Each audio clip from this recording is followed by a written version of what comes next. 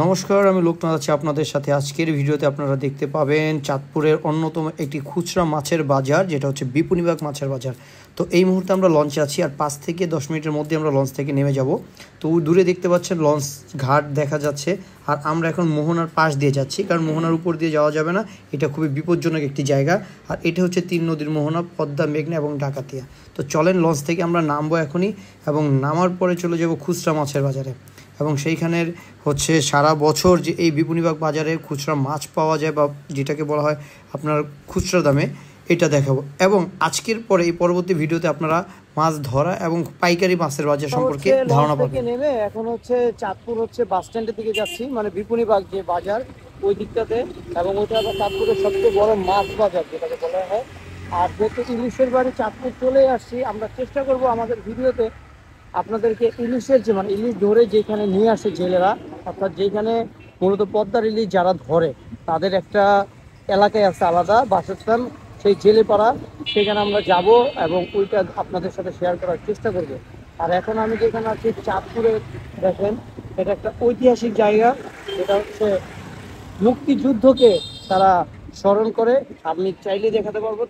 এই মুহূর্তে আমরা অবস্থান করছি হাসান আলী মাঠের সামনে, অর্থাৎ লেকের পাড় যাকে বলা হয়, সেই লেকের পাড়ে এই যে মুক্তিযুদ্ধের 71-এর স্মৃতিস্তম্ভটি, যেখানে হচ্ছে একটি স্ট্যাচু নির্মাণ করা রয়েছে চাঁদপুরের একদম প্রাণকেন্দ্রেই। আর আপনারা দেখতেই পাচ্ছেন এই মাঠটা, অর্থাৎ এই হাসান আলী মাঠের সামনেই প্রতিদিন শত শত দোকানিরা বসে বিভিন্ন পোস্টার সাজিয়ে। আর এইখানে পুরো চাঁদপুরবাসী বিভিন্ন সময় তারা ক্লান্ত সময় কাটানোর জন্য এখানে এসে আড্ডা দিয়ে থাকে। আর এখানে হরেক রকমের জিনিসপত্র পাওয়া যায়। আর সেই সাথে যেখানে আড্ডা দেওয়ার জন্য একটা অন্যতম জায়গা এই চাঁদপুরের মধ্যে, বড় স্টেশনের পাশাপাশি। আসলে চাঁদপুরে আসলে ঘুরে দেখার মতো অনেক ধরনের জায়গা পাবেন, স্মৃতিস্তম্ভ পাবেন, এবং অনেক ঘোরার জায়গা রয়েছে। বিপুনিবাগে আমার দাদা অপেক্ষা করতেছে, ওনাকে সাথে করে নিয়ে আমাদের যেতে হবে। তো এই হচ্ছে বিষয়। তো ঠিক আছে, আমরা বাজারে যাই। চাঁদপুর শহরের মধ্যে দেখতে পাচ্ছেন কত জমজমাট, এবং ঢাকার মতো একটা ফিল পাওয়া যাচ্ছে। ঢাকার যে ব্যস্ত নগরী, ওইটার একটা ফিল কিন্তু অলরেডি চাঁদপুরের বিপুনিবাগের কাছাকাছি, যেটা হচ্ছে চাঁদপুর শহর, ওইখানে আমরা পাচ্ছি। ফাইনালি এই মুহূর্তে আমরা আছি বিপুনিবাগ বাজারে। এটা হচ্ছে চাঁদপুরের ঠিক প্রাণকেন্দ্রে। বিপুনিবাগ বাজারটা হচ্ছে চাঁদপুরের একটা সবচেয়ে বড় মাছের বাজার, এখানে নর্মালি খুচরা মাছ বিক্রি করা হয়। মানে সারাদিন শেষে বিভিন্ন জেলে বা বিভিন্ন যারা মাছ ধরে ওইখান থেকে বড় বড় ঘাট থেকে মাছগুলো সংগ্রহ করে এই বিপুনিবাগ বাজারে চলে আসে। আপনারা দেখতেই পাচ্ছেন এখানে আমরা চেষ্টা করবো কিছু মাছ আপনাদেরকে দেখানোর জন্য। তবে মাছের প্রাইজিং আমি ইতিপূর্বের ঘটনা থেকে যেটা বলবো, এইখানে আপনাকে মাছ কিনতে হলে অবশ্যই একটু দামাদামি করেই কিনতে হবে। তো চলেন কিছু মাছ দেখানোর চেষ্টা করি আপনাদের। এটা কি একদম নদীর বোয়াল? এটা দাম কত কেজি? কত? 1400 টাকা কেজি পড়বে। এটা কত কেজির হবে বড় বোয়ালটা? 10-11 কেজি। আপনারা দেখতে পাচ্ছেন এই বোয়ালটার ওজন হবে 10 থেকে 11 কেজি, 1400 টাকা কেজি তারা বলছে। আর এগুলো একদম দেশি মাছ, বিভিন্ন মিক্সড। আপনার আইন মাছটা দেখতেই পাচ্ছেন। আইন মাছের কেজি কত করে এগুলা? 1300 টাকা কেজি আইন মাছ। এগুলোর অলরেডি পেটে ডিম চলে আসছে, একদম ন্যাচারাল অবস্থায় আছে। এই চিংড়িগুলো কত করে কেজি? 1300 টাকা কেজি এগুলো। এটা বাগদা চিংড়ি, তাই তো? আর এটা গলদা চিংড়ি। এটা কত করে কেজি? 1450। আর বাগদাটা?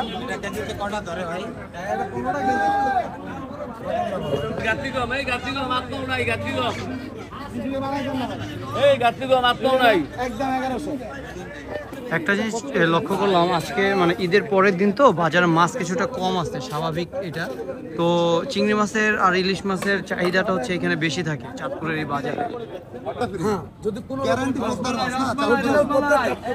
এটা কত করে কেজি রাখবেন? এটা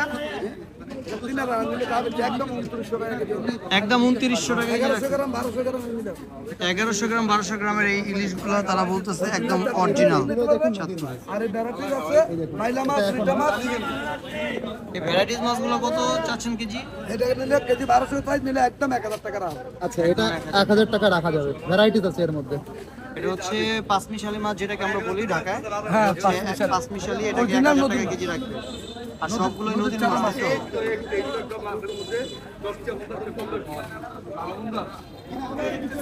এটা কি মাছ? এটা কালীবাউস। এটা কালীবাউস, নতুন জাকের কালীবাউস। জাকের কত করে কেজি গুলো? এটা কেজি দাম করে 600, কিন্তু দাম হচ্ছে 500 টাকা, এটা 650 টাকা। 500 টাকা করে, এটা চাচ্ছে 500 টাকা, এটা চাচ্ছে 550 টাকা।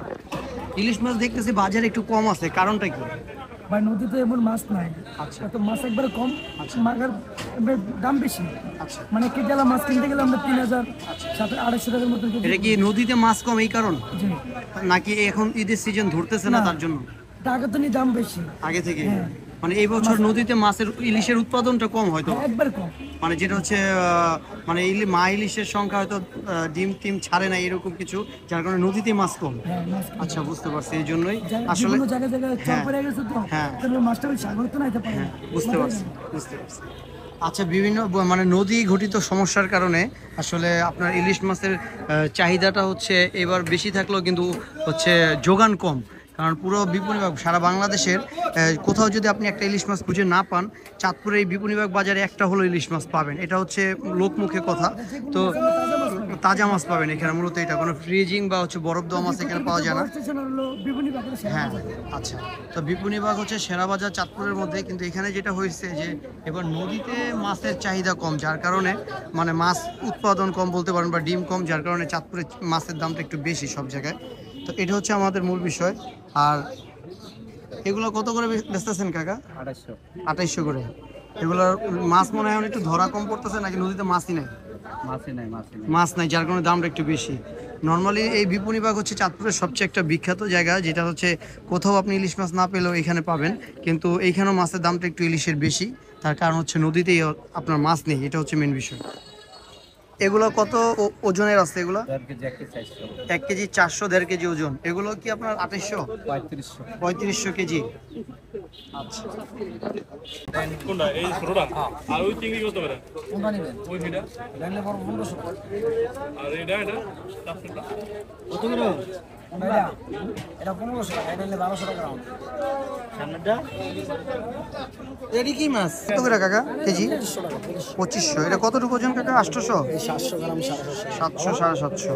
এটা আছে 1500 টাকা, এটা আছে আমার 1700 টাকা। আপনার এই চিংড়িগুলো 1700 টাকা কেজি যাচ্ছে, আর ওই পাশেটা হচ্ছে 1500 টাকা কেজি। এটা কি এর মধ্যে আছে? এটা এই যে ডালা ঘষে একদম টাটকা। এই যে ডালা আছে ডালা ঘষে। কাকা এটা কেজি কত করে?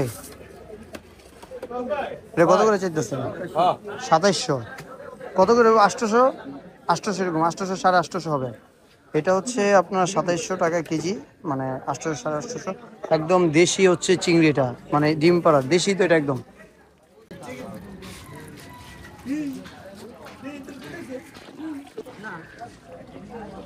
এটা হচ্ছে আপনার বিপণিবাগ বাজার। এখানে ঈদের পরের দিনের কারণে ভিড়টা একটু কম, আর অনেক দোকানই বসে নাই, আর মাছের যোগানটাও কম, যেহেতু এখন কোরবানি ঈদ চলে।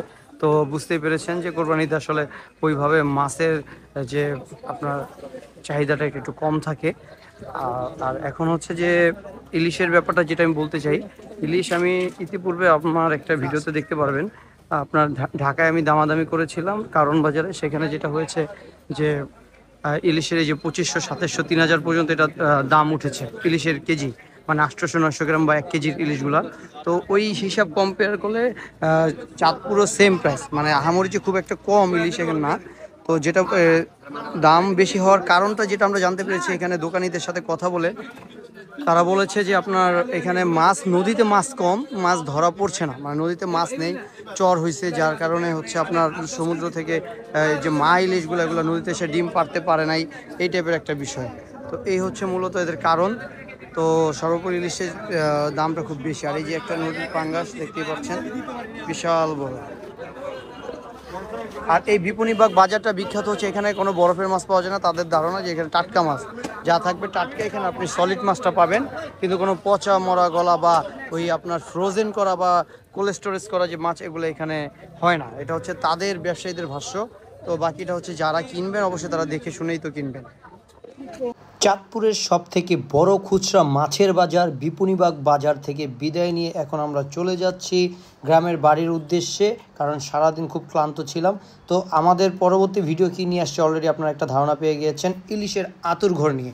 তো সেই পর্যন্ত আমার সঙ্গেই থাকুন এবং পূর্ণাঙ্গ ভিডিওটি দেখার জন্য আপনাদেরকে অসংখ্য ধন্যবাদ এবং নতুন ভিডিও নিয়ে আপনাদের মাঝে হাজির হচ্ছি খুব শীঘ্রই।